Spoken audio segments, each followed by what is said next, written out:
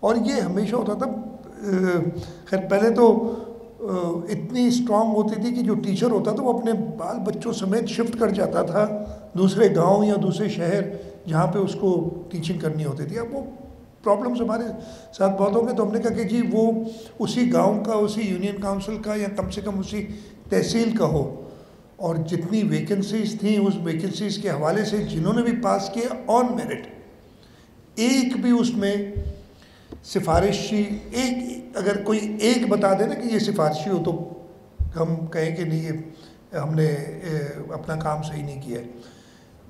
اس کے بعد ہوا یہ کہ جو پاس ہوتے ہیں کہتے ہیں کہ جی اب ہوا یہ کہ اگر تھر پارکر میں 45 نمبر والے کو جاب مل گئی اور میرا اپنے شہر کی 7 والے کو نہیں ملی، تو وہ 50 والے کو نہیں ملی، وہ کہتے ہیں جی میرے ساتھ زیادتی ہوئی ہے. لیکن جتنی ویکنسیز ہیں آپ کو میں تھر پارکر نہیں بھیج سکتا پڑھانے، اس لیے کہ مجھے پتہ ہے کہ آپ نہیں جائیں گے. تو یہ ہم نے سارے انٹرونشنز کی، لیکن اس کے بعد اور زیادہ ضروری تھا کہ ان ٹیچرز کو پراپر ٹرین کی. مجھے اس وقت بھی میں نے کہا تھا جہاں پہ شاہ صاحب موجود ہیں میٹنگ میں، میں نے کہا کہ جن تحصیلوں میں آپ کو نہیں مل رہے 40 شاید پاسنگ مارکس تھے اس وقت، میں کہا نیچے جاؤ، بٹ ایسے نہیں. لیٹ سے آپ کو 35 پہ جانا پڑے گا in order to recruit the number of teachers that you require.